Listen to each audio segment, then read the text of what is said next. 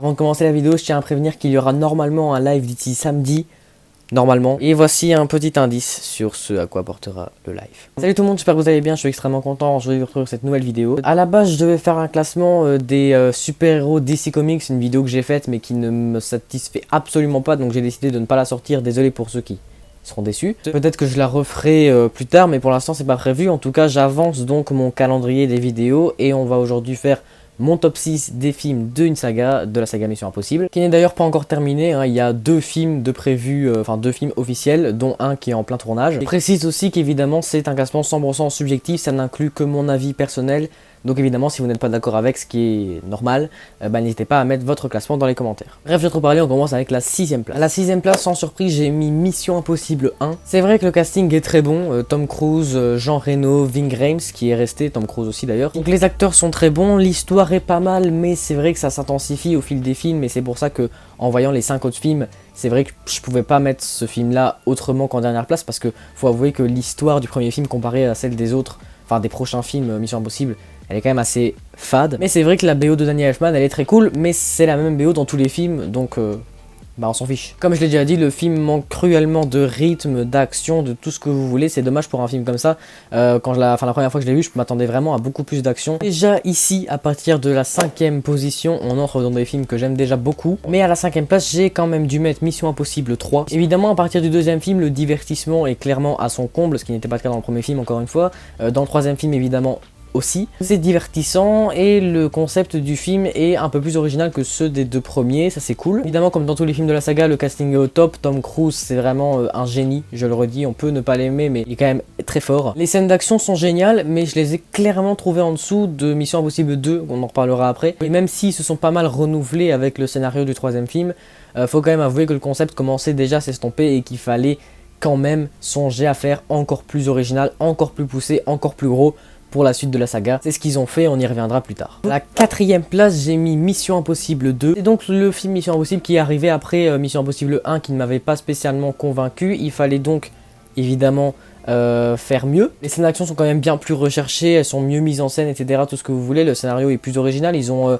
au lieu de faire un film d'espionnage normal, ils ont ajouté un virus, un symbiote, enfin je sais plus quoi. Il y a quand même pas mal de retournements de situation, notamment grâce au fameux masque qu'il y a dans toute la saga. Malheureusement, je trouve que le film manque un peu d'action, mais c'est vrai que le peu de scènes d'action qu'il y a, les quelques scènes d'action qu'il y a sont quand même vachement bien foutues, comme je l'ai dit tantôt. On a donc terminé pour ce qui est de la première partie de la saga, on passe maintenant donc à la deuxième qui, vous l'aurez compris, est selon moi meilleure que la première. Et j'ai mis à la 3ème place Mission Impossible 4 Protocole Fantôme. C'est le film qui fait l'arrivée de Jeremy Renner dans la saga, qui a fait donc Protocole Fantôme et Rogue Nation. Après il est parti avant Fallout malheureusement. Son personnage est génial, très charismatique, Jeremy Renner est excellent. Il se fait quand même voler la vedette par Tom Cruise, qui est totalement logique. C'est à mes yeux à partir de ce film là dans la saga qu'on commence vraiment à rentrer dans des scènes d'action incroyable. Tu te dis, mais tu te demandes vraiment comment est-ce qu'ils ont fait. T'as limite envie de voir le making of avant de terminer le film, parce que tu te dis, des scènes d'action comme ça c'est juste pas possible. Niveau scénaristique ça se répète un peu, mais quand on regarde, c'est pas le but de la saga. Le but de la saga c'est pas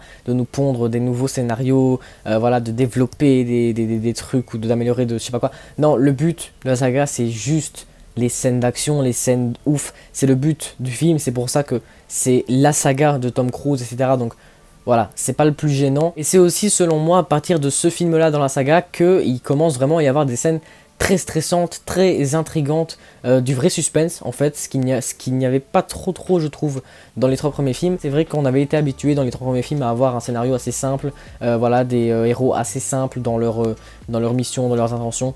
Et là, c'est un petit peu plus compliqué, on peut ne pas tout suivre, et c'est assez gênant. Des fois, on comprend pas vraiment les intentions des héros, des méchants, donc on comprend pas tout. À la 2ème place, et c'est là que je vais faire des déçus, j'ai mis Mission Impossible Fallout, qui est pour beaucoup de gens le meilleur film Mission Impossible. Pour moi c'est pas le cas. Je l'ai quand même mis en 2ème place, hein, donc faites pas chier. C'est vrai que niveau casting c'est peut-être le meilleur film de la saga, on va pas se mentir. Le duo Tom Cruise, Henry Cavill, donnez-nous plus de duos comme ça franchement. Même le personnage de Henry Cavill je l'ai trouvé cool, mais c'est vrai qu'après avoir joué Superman, c'est vrai que ce personnage est un petit peu plus passé sous la trappe, si je puis dire, enfin passé à la trappe.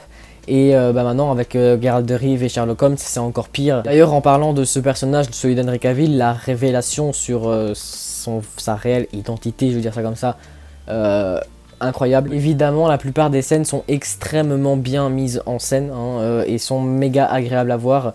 Évidemment, je pense à la scène du parachute, la scène des avions, enfin des hélicoptères à la fin. Le seul truc qui m'a gêné, c'est pour ça que je l'ai pas mis en première position, c'est tout simplement le fait qu'on passe plus de temps à expliquer l'intrigue qu'à vraiment rentrer dedans. Vous l'aurez compris, à la première position, mon film Mission Impossible préféré, c'est Mission Impossible 5 Rogue Nation. Déjà dans Rogue Nation, le personnage de Jeremy Renner, William Brown, prend déjà de l'importance et c'est cool parce que comme je l'ai dit, quand j'ai regardé Protocol Fantôme, je m'étais pas mal attaché au personnage. Évidemment que le fait que ce soit Jeremy Renner qui l'incarne, ça a sûrement joué, mais peu importe. J'avoue que ce qui fait pas du tout la force de la saga, en tout cas pour les 1, 2, 3 et 4e films, c'est le méchant qui n'est pas du tout charismatique. Enfin, les méchants ne sont pas du tout charismatiques, sont pas du tout mémorables. Sauf dans les 2 derniers, c'est vrai que j'en ai pas parlé pour Fallout, mais pour Rogue Nation, pareil, le méchant il est ouf. J'ai trouvé les scènes d'action de ce film les plus divertissantes de la saga. Il me semble que c'est dans ce film qu'il y a la fameuse scène sous l'eau là. Enfin, vous savez de quelle scène je parle. Il y a beaucoup d'action, le rythme est absolument parfait, on ne s'ennuie pas une seule mini-seconde en regardant ce film. J'ai vraiment passé un excellent moment et évidemment c'est le meilleur film pour moi de la saga Mission Impossible. Voilà les gars, c'est déjà la fin de cette vidéo, j'espère qu'elle vous aura plu. Si c'est le cas, n'hésitez pas à vous en l'air, à vous abonner à la chaîne, bref, vous connaissez la chanson. On se retrouve demain pour le fameux live sur Marvel Avengers, normalement je dis bien, et si pas, on se retrouve vendredi prochain pour une nouvelle vidéo. D'ici là, je vous dis à très bientôt. Salut!